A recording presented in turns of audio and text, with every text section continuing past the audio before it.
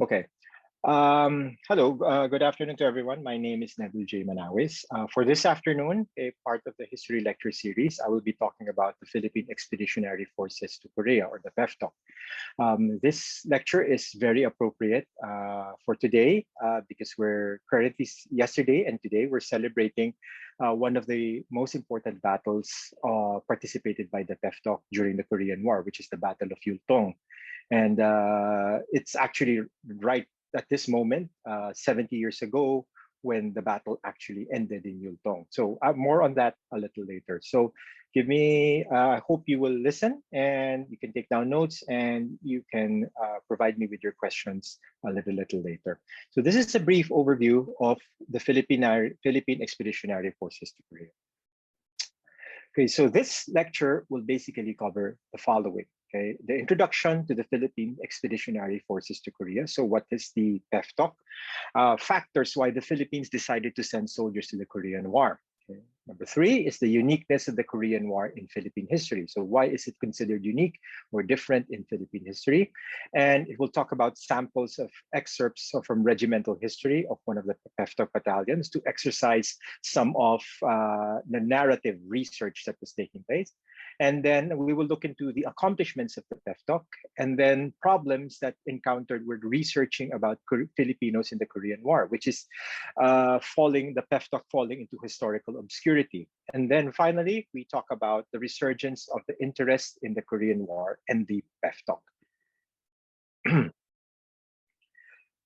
Okay, so to begin with, the next succeeding slides will talk about the Korean War, the North Korea and South Korea in the 38th parallel, or the establishment of the two Koreas. And then from September 1948, we'll talk about the South Korea, Republic of Korea, and North Korea, the Democratic People's Republic of Korea, were established. And then we'll dive into the Korean War. And then after that, we will look into the establishment of the UN Security Council, which adopts a resolution calling for its members to provide military assistance to the Korean War. So first, let's have a short background of the August 14, 1945, the North and South Korea and the 38th parallel. Okay, just before the surrender or the end of the Second World War, okay, the Japanese had occupied Korea for almost the beginning of the 1900s. Okay, so because of the defeat of the Japanese, okay, there were difficulties in terms of how do you control the movement of the Japanese in Korea. Okay, and so because the northern parts of Korea was occupied or controlled by the Russians or the communist countries, and then on the southern part was dominated by the Americans. Okay, so to provide an easy transfer of Japanese soldiers to be processed, okay, the Americans and the Russians needed to agree what is the line of demarcation. Okay, and this is where one of probably one of the most influential decisions that take place in history for Korea. Okay, two U.S. Army officers named Dean Rusk and Charles Von Steele consulted a National Geographic map. And they were looking at the map of the Korea, and they weren't able to identify an area that can create a delineation or a division for Korea itself. They failed to find a natural barrier between North Korea and South Korea. So they decided to select the 38th parallel. With no background information, no knowledge about Korea, they were just consulting a map. They decided that the 38th parallel will be the line of demarcation. Okay, one of the reasons they wanted that is to have Seoul placed under the American control, which is the 38th parallel is roughly around 35 miles from the line. And so when they created this, they consulted with the Russians, and then to their surprise, the Russians agreed. And that is why we have now what we call North and South Korea. But that concept or that idea has a long historical issue. Okay, for one thing, according to several sources, okay, it points out, especially the two Koreas, it points out that Russia began moving forces into Korea and immediately came into clashes in an attempt to head off the clash. Japan proposed that the two countries carve up Korea in the spheres of influence, which is the dividing line at the 38th parallel. So back in the 1902, during the Russians' occupation and also the Japanese occupation, they had several clashes. In order to prevent these clashes from happening, they decided on a line that will create their divisions of control. And this is also the 38th parallel. And this was not known to the American planners when they were deciding the 38th parallel. So there is some kind of historical concern also that this created a deeply rooted divide amongst those who were controlling Korea prior to the Americans and the Russians. This division eventually took place and divided North Korea and South Korea. And it allowed for the peaceful movement of the Japanese forces. The North Koreans, the Russians encouraged the North Koreans to set up their own government, and the South Koreans were encouraged by the Americans to set up their own government as well, thus creating the Republic of Korea for South Korea, and North Korea for the Democratic People's Republic of Korea were established. So you now have two independent systems who are ideologically opposed to each other, divided by the 38th parallel. After which, this eventually resulted for the creation of the governments between these two divided states. In the northern part, it was, let's begin in the southern part. It was controlled by President Syngman Rhee. In the northern part, it was basically Kim Il-sung for North Korea. And so this ideologically opposed Korea created a lot of problems. And the United Nations and the Americans were really having a hard time on how to deal with these issues that they faced. So they decided to surrender or to give the UN the mandate to resolve the issue via election. But the election was not participated by North Korea, and there were issues and concerns about the validity of the election. And after the Russians have left, and after the Americans have left North and South Korea, North Korea was emboldened in this situation.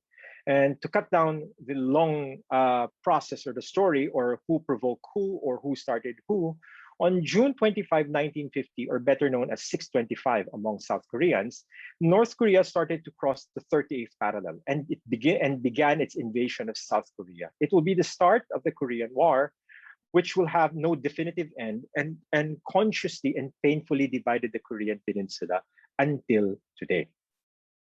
So these are some maps of Korea, indicating the divide in itself. And then this is from June 25, 1950. And in the following, when the war started, the North Koreans were basically unopposed, because they had the necessary resources and equipment, and they were able to devastate the South Koreans. This eventually led towards the Americans to take part and help the South Koreans. But as we have seen in the coming months, especially in August, the forces, or the Americans and the South Koreans, were basically powerless with the might of the North Koreans. This eventually led to further catastrophe in the month of September, leading towards the only real estate available for the South Koreans and the UN forces, and even the Americans, which is now known as the Busan Perimeter, which is close to the Busan area. So this is the only piece of real estate available for the South Koreans, the Americans, and the UN forces that will be taking part.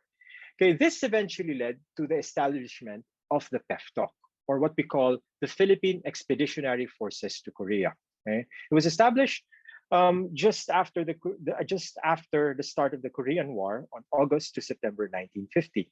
And this PEFTOC eventually led towards the Philippines sending in 5 battalions, from 1950s to 1955. It's equivalent to the 10th, the 20th, the 19th, the 14th, and the 2nd BCT. So the Philippines was basically involved in the Korean War for much of its duration, and even after the armistice agreement was signed between the two countries. Okay, so this is basically the backdrop of our lecture for this afternoon.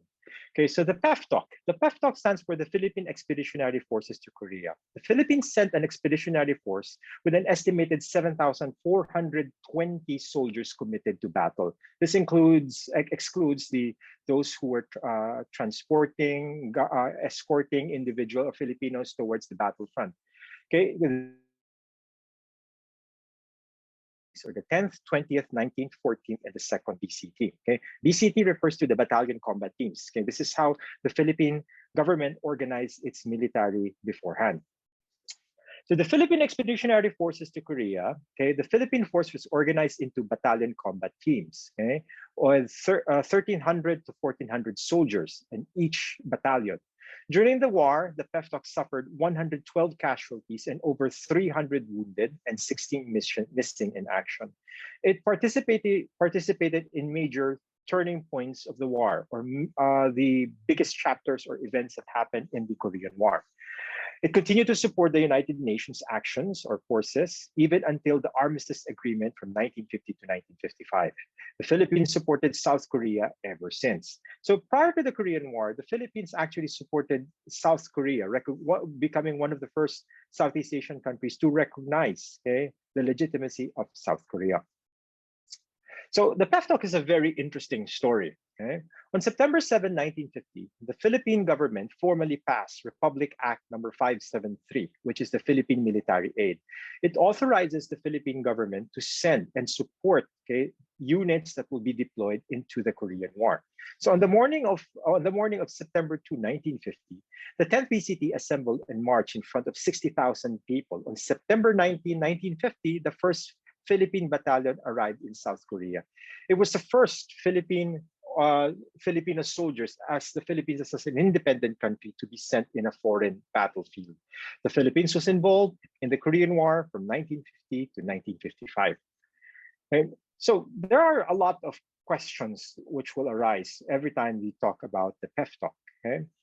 The Philippines was still focused on rebuilding and the destruction, or rebuilding from the destruction of the Second World War. Okay, so it was quite difficult that time for the Philippines to send something, but it decided still to send.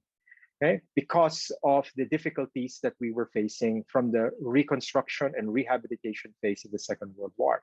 A second issue behind the PEFTOC is that the Philippines was facing one of its worst internal problems, internal security issues that time, which was battling the forces of the Hukbalahap.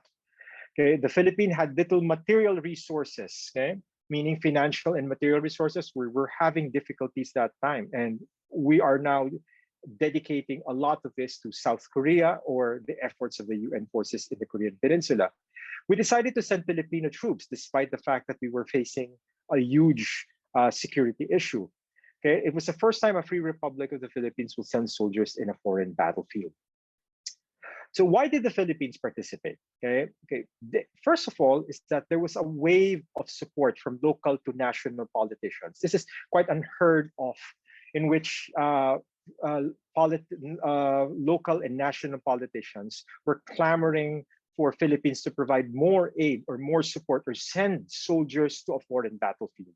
There was an overwhelming public support of Filipinos, okay, voicing out greater action in Korea. When the Filipino president, Quirino, during this time, sent material aid to Korea, okay, the Filipinos felt that it wasn't enough, and they demanded the Philippine president or the national government to send more. And they wanted troops or soldiers to be sent. This is quite unheard of, that the people are asking soldiers to be deployed in a foreign battlefield. And this is one such example that can be found in I Volunteer for Korea. One such example was an incident involving hundreds of volunteers who flocked to a movie theater after it falsely advertised that they are recruiting volunteers to be deployed in Korea.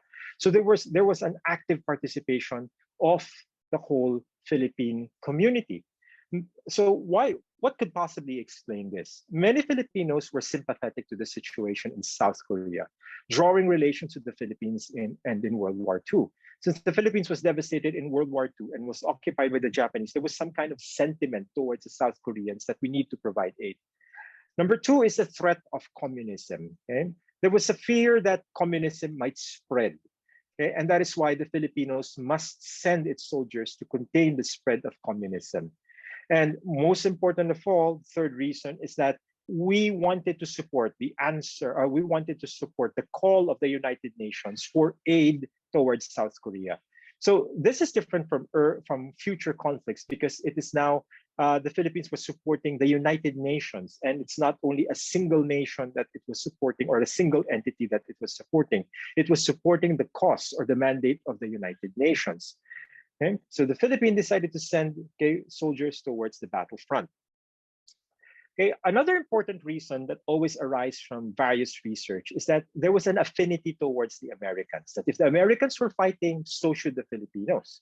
There was strong connections with the Americans, and so if the Americans are fighting in the Korean War, then so should the Filipinos. It was a prestige. It was the first time a free republic of the Philippines would send soldiers in a foreign battlefield. So there was a lot of pride that was riding on this, and that is why the Filipinos decided to send. And later on, there will be a lot of financial and military aid that will come from the Philippines after its support from the Korean War.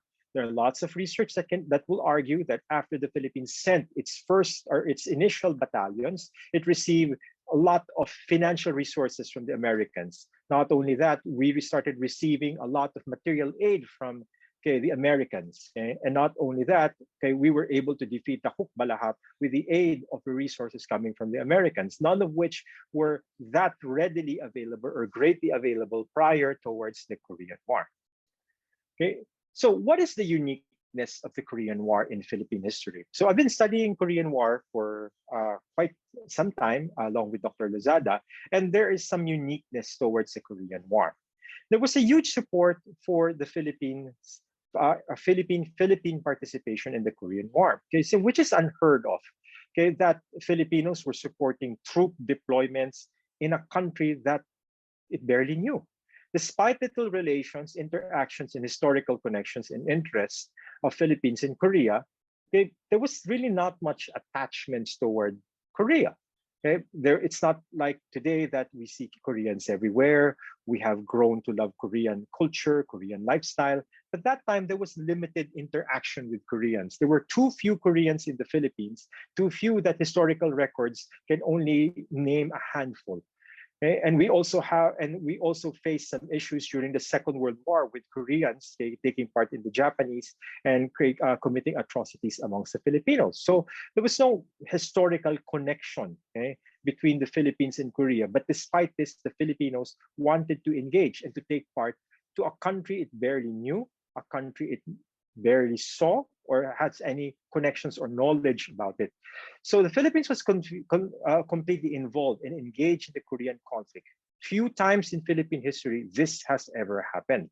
We can name the Vietnam War, we can name the Gulf War, but none as large and none as much more bigger or more popular than what happened basically in the PEFTOC. In the 1950s, the Philippines was focused on recovering from the destruction of the Second World War. So how come the population and even politicians, local and national, wanted to support this? And it did not happen only on the first year.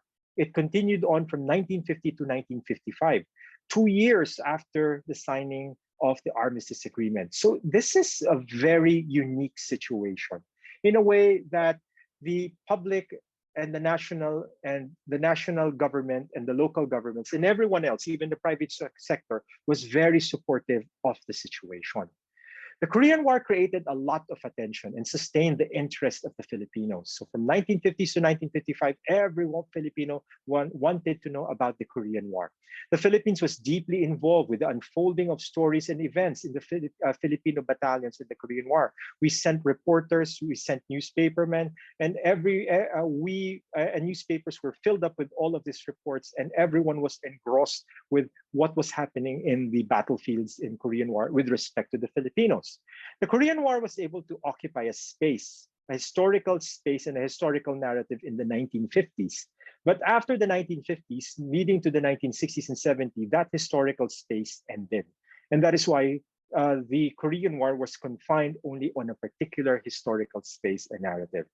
I would like to show you some examples of how popular the Korean War was during that time in the 1950s. Okay, this is one of the many movies that was published, or sorry, created or developed and shown in the public. This is the 10th Battalion, sa 38th Parallel in Korea. Okay, this was such a big movie, and this was considered a lost movie right now because we don't have any more records of this.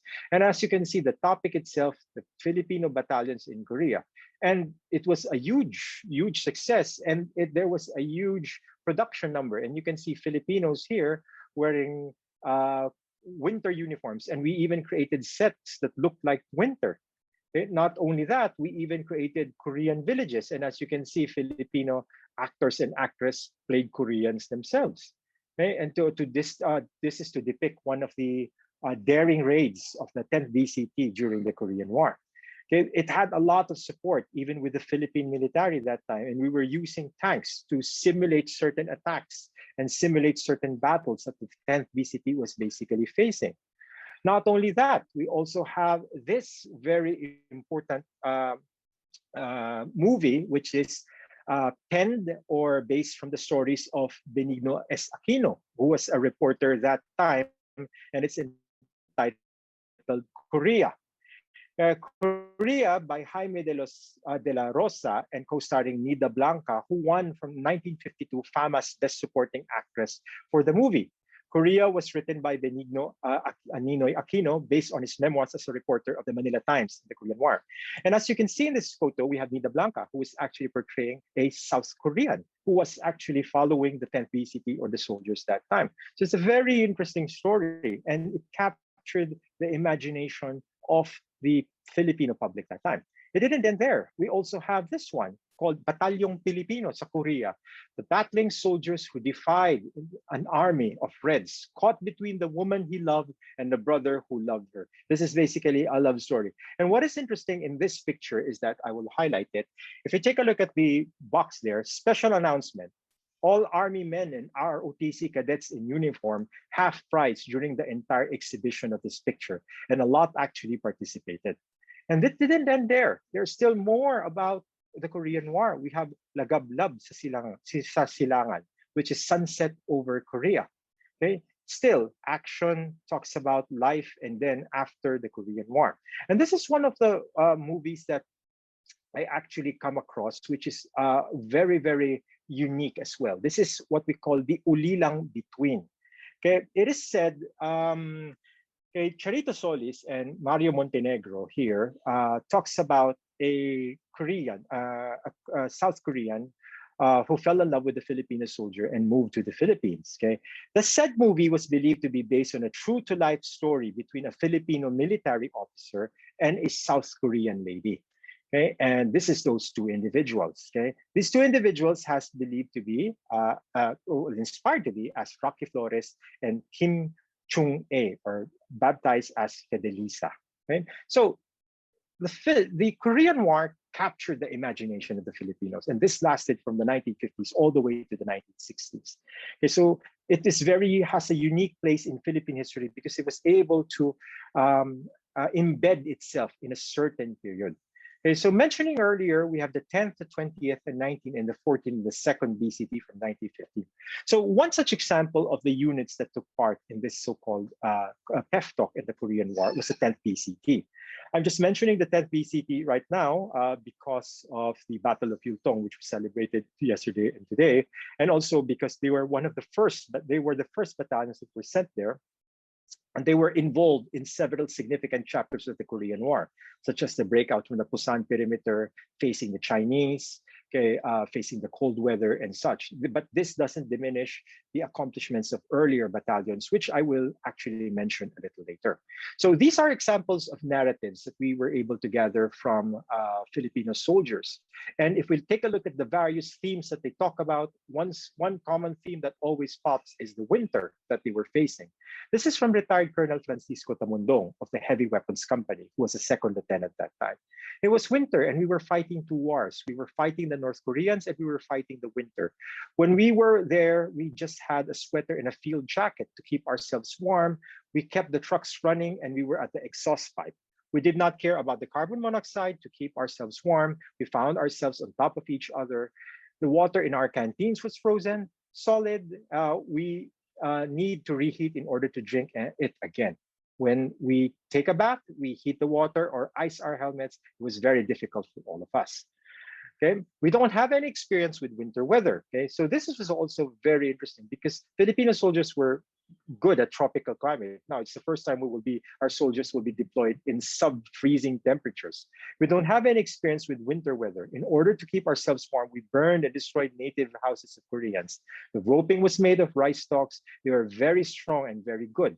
Since they burned for a long period of time, we were so cold, we don't have any choice but to burn them. Okay, as a matter of fact, I have, this is from Lieutenant Colonel Guillermo Moreno. I have experienced frostbite.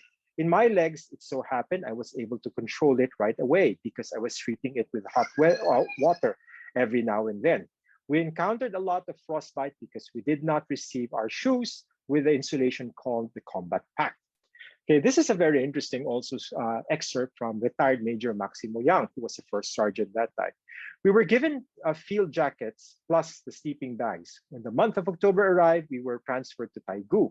In Daegu, we were expecting the issuance of parkas, jackets, and boots, but they never arrived. The boots we used in Korea came from the Philippines. We were using Ang Tibay boots. And for those of you who are old enough, you will be remembering the Ang Tibay boots, which was considered okay that time, unlike now. We were also issued more weapons and personal equipment.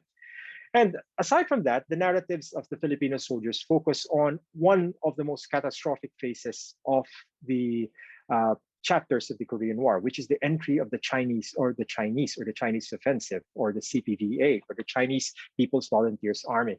So when the Chinese attacked, the Filipinos were in the northernmost part of North Korea. Okay? They were anticipating already a return home. They were actually preparing to return home because the war was basically over and they defeated the North Koreans. But with the entry of the Chinese, it was a different story. We were able to secure the supply roads going all the way to North Korea. We were positioned for 5 to 6 days. Then all of a sudden, the Chinese forces attacked to reinforce the North Koreans. We were hit by the Chinese around 250,000 men. They were spread and they attacked crossing the Yalu River. They pushed the whole unit forces backwards. We had no choice but to retreat. We joke about seeing each other again in the Busan perimeter. We were resisting around 250,000 Chinese communists. The UN forces were around 60,000 with an estimating support around 20,000. We had to retreat. Colonel Guillermo Moreno, okay, when we were about to cross the Yalu River in Manchuria, the Chinese attacked and all of the UN soldiers started firing. Everybody participated. Everyone was there. We cannot stop the Chinese. They kept on coming, wave after wave after wave. Some of my soldiers reported to me that we are out of ammunition. Not only that, I also observed that my artillery cannons were red hot because of the continuous firing of the enemy.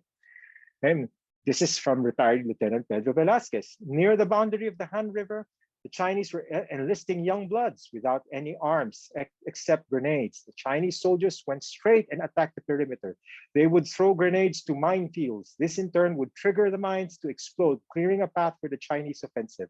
I was terrified when I saw the Chinese troops walking on top of their dead comrades. They were using them as bridge to cross the minefields. Okay? So this is what a romanticized look of what the attacks of the Chinese. This can be found in one of the movies that is popular in South Korea.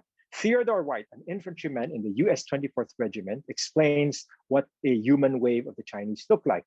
When they charged, they'd be so close together you couldn't miss them. But they had so many men during the daytime, you could see hundreds of bodies lying out there on the hillside. And you think, how could they take any more of that? But the next day, they do it again. And so one of the most important battles in the history of the PEFTOC in the 10th BCT is the Battle of Yultong, which is actually commemorated yesterday and today. On April 22, 1951, the 10th BCT was transported to the Yultong Ridge to prepare for the anticipated Chinese offensive. So this is where the Yultong Ridge could be found. Okay? So it was one of the most northern lines established by the UN that time. Okay, so this is how the Filipino 10th BCT was located in the Battle of Yultong. On its right flank, it was a Turkish brigade. On its left flank, it was the 65th Infantry Regiment of the Puerto Rican. They faced the CPVA, or the Chinese People Volunteers Army of the 15th, 12th, and the 60th. Okay, when the battlefield Tong started, okay, records point out that close to 40,000 soldiers were deployed in the battlefield, facing the Turkish and the Filipino and the Puerto Rican regiments rather. The 10th BCT was only numbered 900 men, and they need to face off all of this so-called human wave attacking them. This is an excerpt, a very terrifying excerpt from retired Colonel Noberto Blanco. The Chinese were crawling. When my boys saw them, a barrage of automatic rifles filled the air. After the first 30 minutes of fighting, our automatic weapons were already red hot. We removed the automatic weapons and started to use our grenades. Around 11:40 p.m., the enemy continued to rush at our positions, and we already used up all of our grenades. So despite using all of their weapons, the enemy kept on coming. Some of the Chinese soldiers were drugged. The Chinese who were crawling there were all drugged. A few Chinese soldiers carried rifles, but most of them carried grenades. The Chinese would strike or hit their grenades before throwing it at our position. After the first wave of Chinese troops attacked us, I heard bugle sounds. I was so terrified. The Chinese would then attack our position with seasoned troops. Okay? So this is how the Chinese basically attacked. They tried to overwhelm any UN forces that time. Okay, with such only a small number of 900 soldiers, the Filipinos had to face, okay, almost 3 times or even 10 times larger than their numbers. Okay, retired Colonel Francisco Tamundong, the Chinese were attacking using sheer number. We noticed not all of the Chinese soldiers were armed. The first wave of attack of soldiers were using rifles. The second wave still carried weapons. The third line would run to the battlefield without any weapons at all. They would use their weapons of their dead comrades. Okay? So it was basically pandemonium that night, that evening of April 22, up to the morning of April 23. And the 10th BCT was able to hold out with the lashing out of the human wave coming from the Chinese People Volunteers Army. The Chinese penetrated the defense lines, okay, according to retired Colonel Blanco. Colonel Blanco realized that they were being overrun by the Chinese and asked for their UN artillery company to shell his areas to eliminate the Chinese. He ordered his men to jump in their foxholes and shoot anyone they saw outside approaching them. He then asked for artillery fire. A barrage of artillery followed, hitting the waves of Chinese attackers and giving time for the soldiers of B Company to regroup and reform the line. During the barrage, Colonel Blanco dug in his foxhole and fired at the approaching enemies. The Chinese were starting to deliver its final phase of attack. It was to encircle any UN forces, and one of which is the 10th BCT. Encircling them would mean total annihilation of this Filipino battalion.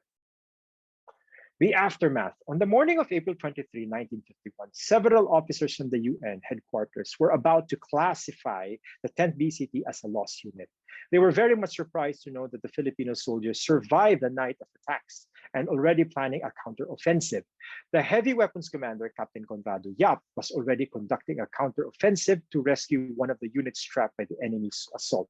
And Captain Yap was killed during this rescue. This is one of the most celebrated stories of the PEFTOC and the Korean War, when the leader of the tank company or the heavy weapons company named Captain Conrado Yap went to recover the dead body of Lieutenant Artiaga, and also surviving remnants of his unit, okay, who was trapped in a hill during the Chinese assault. Okay, Second Lieutenant Francisco Tamundong reasoned out that the reason why Captain Conrado Yap wanted to go to that hill was to recover the body of Lieutenant Jose Artiaga. In Korea, he said something like, "I want to bring back the officers or men as a whole, whether dead or alive. For me, he kept his word and sacrificed basically himself."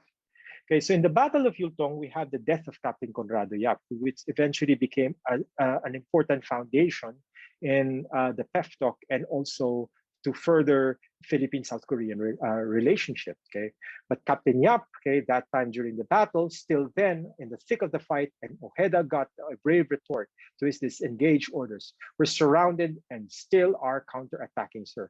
To recover our dead and wounded, for Yap so endeared with his men, and he wanted to bring them back dead or alive. So this is the last known photo of Captain Yap. You can find him here covering himself.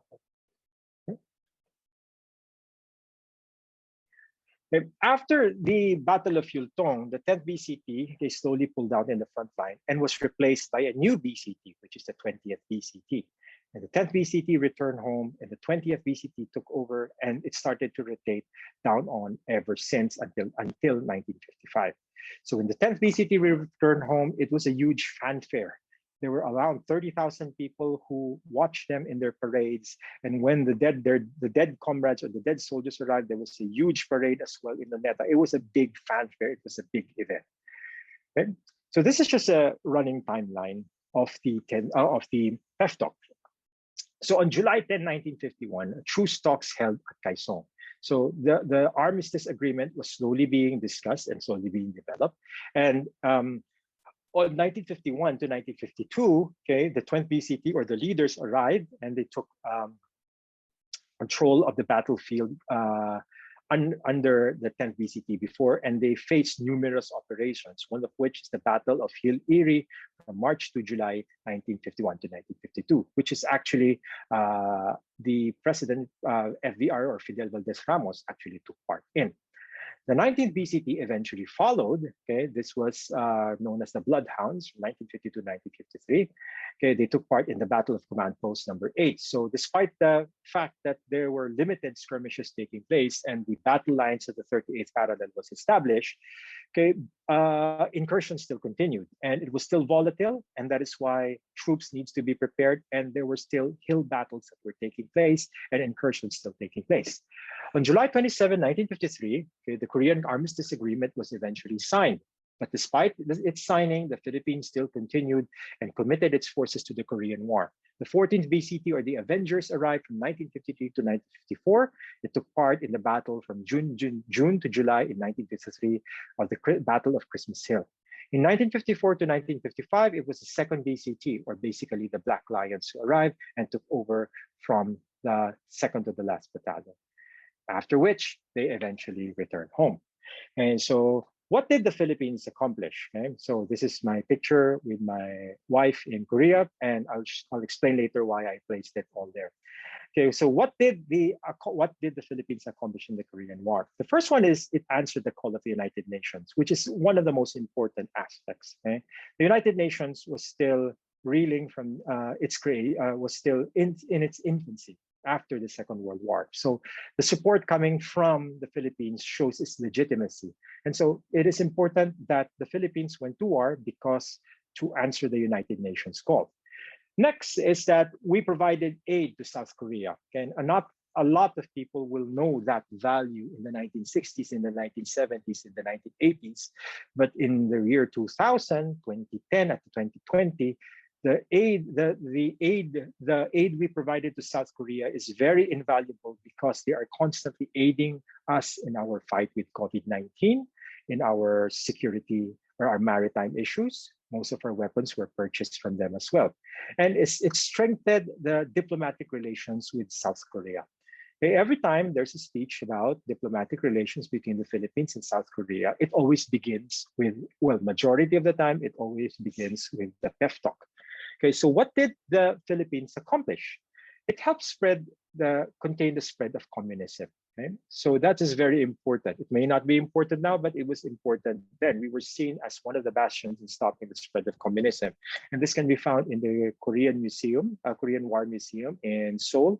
And you can see that the Philippines map is emblazoned in the floor to commemorate its participations. And because of that, okay, the Philippines also received numerous military assistance coming from the United States. Okay? And as I've mentioned earlier, we wouldn't have received all of these weapons and all of these resources if we haven't actually took part in the Korean War. And next is the humanitarian aspect. Okay? Filipinos were, aside from the spread of the communism, taking part, answer the call of the UN, the theme that always comes out is humanitarian. We need to help a country in need. And the Filipinos could actually take part and help there. And that is why it's what we were able to protect and also save a lot of lives in the Korean War. And it's also the soldier's narrative. Okay, the stories about the PEF talk, the stories about the Korean War, is invaluable to the accomplishment in the narrative of Philippine history. Okay, So what else did we accomplish? It developed the Philippine-South Korean relations. Okay, the relation between the Philippines and South Korea would always be cemented and built on our participation in the Korean War. And the South Koreans are very appreciative of this, and that is why they continue to support the Philippines in every way that they can. And the Philippine government are very, very conscious in showing their appreciation towards the support. There's a continued cooperation and assistance of the two countries. Okay, so the reason why I showed the earlier pictures of me and my wife and other pictures there is because of this picture. And as you can see, it's very appropriate to historical obscurity. I was with my daughter that time, so rather than listening to me about the Korean War, she decided to play with her iPad. Okay, so the Korean War is not something unique. Our experience in the Korean War is not something that is not unique in other countries who actually will label it as the forgotten war. The Philippines never really forgotten the Korean War in the beginning of the 1950s up to the 1960s. But after the 1960s, okay, the historical space occupied by the PEFTOC or the Korean War in Philippine history or the narratives eventually ended as well. And I can point some reasons for that. Okay, there was no end to the war, and there was a gradual exit of the PEFTOC. Okay, there was no glorious ending to the war. There was no parades. There was no fanfare. So no one really knew what happened after the war. Okay, well, number two, it's glossed over by the Second World War. Philippines being subjected to a lot of battles, occupation, the difficulties in the Second World War. Okay, it glossed over the experience of the PEFTOC soldiers in the Korean War. And third, for a lot, there was an unclear objective why we were there. Okay, so it was difficult to push it forward as part of a historical narrative because there was no clear reason why we were there. It's only right now that we are understanding our basically presence there. So still, my daughter's still watching in the iPad, despite my fact trying to teach her about the Philippines and the Korean War. There was also limited literature and research on the Philippines' involvement in the Korean War. Okay? There's only, I can, around 5 to 10 literatures and there are only 2 that is accessible to the public right now about the PEFTOC. So that's not really a good start. Okay? So if people wanted to know more about the PEFTOC, it's quite difficult. But nowadays, because of the internet and because of a lot of people are going online, they are getting more information about there. And then there were limited commemorations and reference points. Okay? It was only more recently that we've established different types of memorials or different types of structures to commemorate the PEFTOC. And then there was an attachment to our particular historical space and time, which is basically in the 1950s. The growing interest in the PEFTOC and the Korean War. Right now, well, I can say at least started 5 years ago, there was a growing interest in the PEFTOC and the Korean War, one of which is the 70th anniversary of the Korean War. We celebrated the 70th anniversary of the Korean War last year and the 70th anniversary of the Battle of Yultong this year. Okay, so there's a growing interest on that. Okay, next, South Korea has been growing its influence, and we can see it everywhere we go. Okay, and this growing interest will pinpoint to us our relationship, or would establish our relationship with South Korea. Okay, and there's interest in South Korea as well. So more and more Filipinos go to South Korea, and lo and behold, they will notice that we are part of the Korean War Museum. Okay, there was growing interest in the PEFTOC and the Korean War because of